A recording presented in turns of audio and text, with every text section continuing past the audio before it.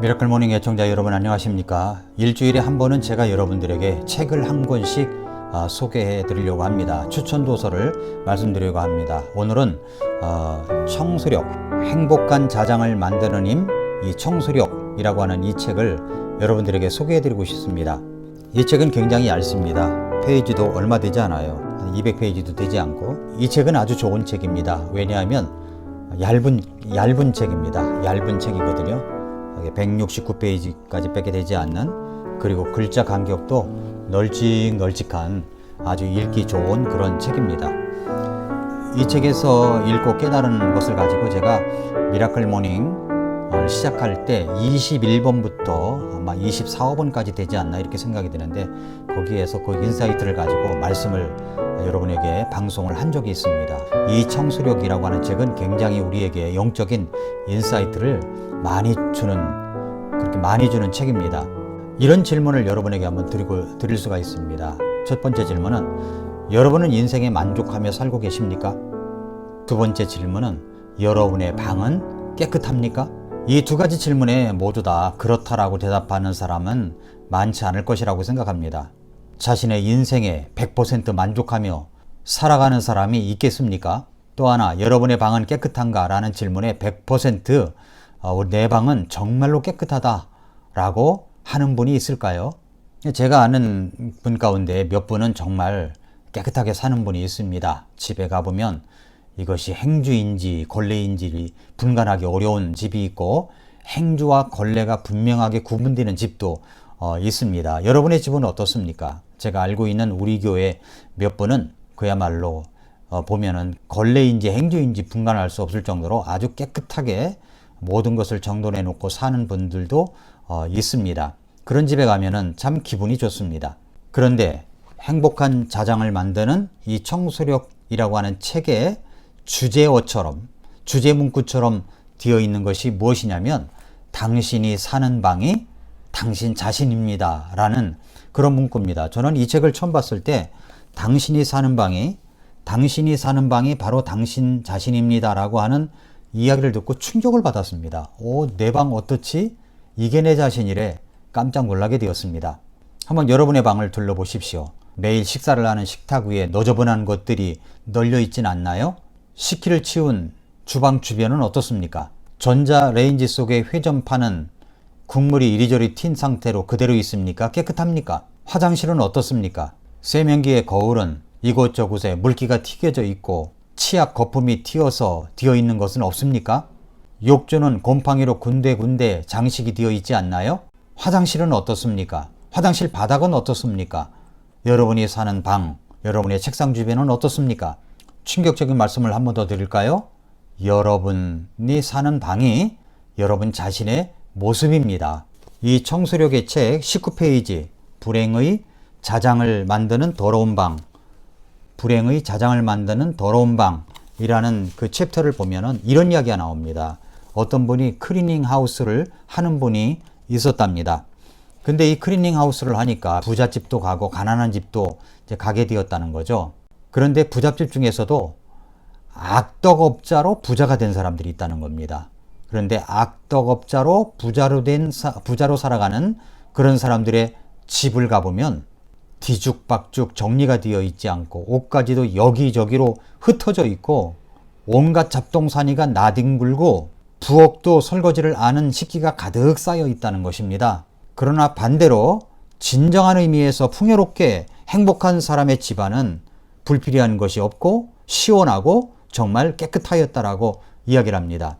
그러니까 문구에서 이런 이야기가 나와요. 이게 마음에 와닿는데, 벼락 부잣집 같은 집은 더러운 것을 치우기 위한 하우스 클리닝이었고, 풍요롭고 행복한 집은 깨끗함을 유지하기 위한 하우스 클리닝이었다라고 얘기를 합니다.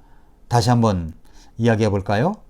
벼락 부잣집은 더러운 것을 치우기 위한 하우스 클리닝이었고, 풍요롭고 행복한 집은 하우스 클리닝, 그러니까 깨끗한 집을 유지하기 위한 하우스 클리닝이었다라고 그렇게 이야기합니다. 어떤 가정교사가 아이들을 가르치기 위해서 가정을 방문했습니다. 그런데 그 집이 방안이 뒤죽박죽 지저분한 집은 그 아이의 엄마가 아이들의 교육에 대해서 이상할 정도로 집착하고 있었고 부부 사이도 그다지 좋지 않은 그런 집이었다고 합니다. 방이 더러운 사람은 불행한 느낌이 강하고 방이 깨끗한 사람은 행복감이 강합니다. 방이 깨끗한 사람은 행복감이 배로 증가되고 방이 더러운 사람은 불행한 일이 더욱 증폭되어진다는 겁니다. 유유상종이라는 말이 있지요. 청소력이라는 책에 보면 사람의 마음을 반영한 여러분의 방은 일정한 자장이 흐른다고 그렇게 이야기를 합니다. 여러분의 마음이 풍요로움이 넘쳐서 좋은 상태면 여러분의 방 안에 좋은 자장을 만들어내요. 그 위에 좋은 것이나 풍요로움을 끌어당긴다고 말을 합니다. 그러나 여러분의 마음의 상태가 지극히 자기 중심적인 분노나 질투, 푸념, 탐욕, 게으름, 이기심, 의심 등으로 가득 차 있다면 여러분의 방은 주변은 그렇고 그런 최악의 자장으로 만들어진다는 이야기입니다. 당신의 방이 당신 자신의 모습입니다. 우리는 살아가면서 미라클을 꿈꾸며 살아갑니다. 기적 같은 일들이 일어났으면 좋겠습니다. 미라클 모닝도 그런 의미에서 기적 같은 삶을 살기를 바라는 마음에서 진정한 미라클이 일어나기를 바라며 살아가고 있습니다. 그런데 제가 이 방송을 듣고 있는 여러분들에게 감히 제안할 수 있는 것은 진정한 미라클 모닝은 청소부터 시작할 수 있다는 것을 기억하시길 바랍니다. 진정한 미라클을 여러분이 꿈꾸고 기도하고 있다면 여러분의 방부터 청소하십시오. 여러분의 주방부터 깨끗하게 하십시오. 여러분의 거실, 여러분의 사무실, 여러분의 책상 주변을 먼저 정리정돈하시기를 바랍니다. 그렇게 되면 마음가짐이 달라집니다. 냉장고 청소부터 한번 해보십시오. 삶에 대한 의욕이 달라집니다. 여러분이 사는 방이 여러분 자신이라는 것을 잊지 마시기를 바랍니다. 이런 청소력에 관한 이야기가 성경에도 나올까요? 누가복음 11장 23절부터 32절에 보면 누가복음의 비유 시리즈 중에서 빈집의 비유를 들어 말씀을 전하신 예수님의 비유를 보면 이 청소라고 하는 것이 청소력, 그러니까 정리정돈이라고 하는 것이 얼마나 중요한 것인가를 깨닫게 됩니다. 왜 예수님은 비유를 이렇게 말씀하시는 것일까요? 알아듣기 쉽게 하시려는 것입니다. 제가 청소력에 관한 책을 통해 가지고 이렇게 말씀드리는 것은 알아듣기 쉽게 말씀을 적용하기 위해서 그런 것입니다. 사실 이 빈집의 비유를 예수님께서 말씀하시고 나서 바리새인들이 이 비유를 듣고 나서 예수님을 죽이기로 결심한 것이 바로 이 빈집의 비유를 듣고서입니다. 어떤 내용입니까? 여러분이 이 비유의 말씀을 들으면 둘 중에 하나가 될 것입니다. 그대로 살든지 아니면 떠나든지 하게 될 것입니다. 이 빈집의 비유를 통해서 예수님께서 우리에게 가르쳐 주시려고 하시는 바가 무엇일까요? 예수님께서 설명하신 빈집의 비유는 사람은 집과 같다라는 것을 말씀하시고 있습니다. 누가복음 11장 24절에 보면 부정한 영이 사람에게서 나와 마른 곳을 두루 다니며 쉴 곳을 구하나 전혀 찾지 못하고 이르되 내가 내 집 곧 내가 나온 곳으로 돌아가리라 하고는 이라고 했습니다. 이 부정한 영, 마귀의 영이 어떤 사람 집에 들어가 살다가 나왔습니다. 그런데 이 부정한 영이 자기가 거할 곳을 찾아다니는 것입니다. 이리 찾고 저리 찾고. 그런데 자기가 편히 쉴 만한 집을 찾지를 못했습니다. 그래서 이렇게 결심합니다. 내가 내 집, 곧 내가 나온 곳으로 돌아가리라.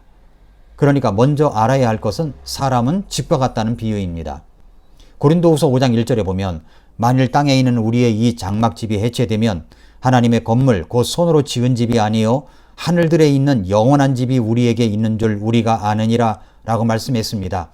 우리는 이 장막집과 같다고 성경은 말씀합니다. 사람은 장막과 같다는 이야기죠. 그래서 체격이 좋은 사람 보면은 우리는 몸집 좋다라고 이야기하지 않습니까? 여러분의 몸집은 어떻습니까? 몸은 집입니다. 그런데 이 장막집이 해체되면 우리는 영원한 집으로 가게 되어 있습니다.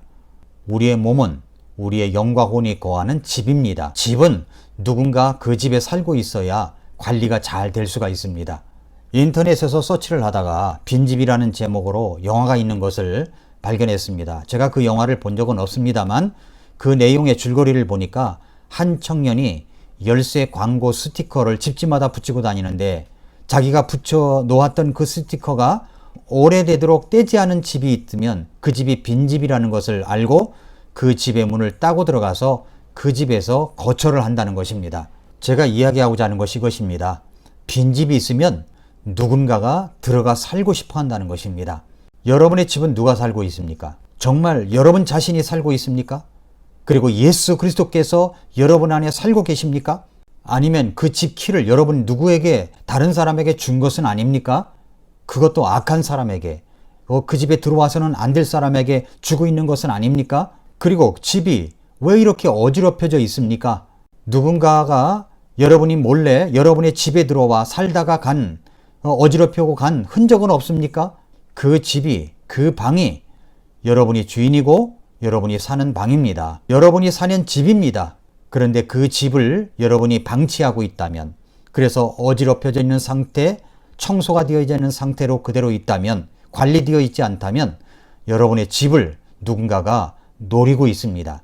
여러분의 집에 들어가서 그 더러움과 함께 살아가려고 하는 것이 있다는 것을 기억하십시오. 여러분이 살고 있는 그 집이 여러분의 자신의 모습입니다.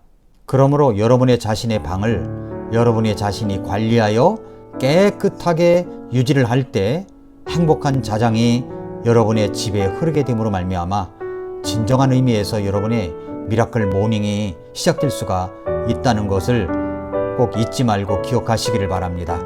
구원받은 그리스도인이라면 여러분의 방부터 깨끗하게 하는 것에서부터 새로운 창조물로서의 삶을 시작하십시오.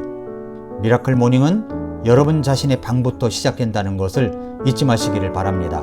이 청소력에 관한 책을 제가 계속 이야기한다면 일주일간은 이야기할 수가 있습니다. 이 청소력 책 40페이지서부터 42페이지에 보면 이런 걸 이야기합니다. 청소력에 두 가지 파워가 있는데, 청소력은 마이너스를 제거하는 힘이 있고 청소력은 플러스를 끌어당기는 힘이 있다고 이야기합니다. 그러니까 행복한 자장을 만들어내는 청소력, 그것은 바로 마이너스 되는 것을 제거하고 플러스 되는 것을 끌어당기는 힘이 있다는 것을 기억하시길 바랍니다. 행복한 자장을 만들어내는 청소력, 이 책을 여러분에게 소개합니다.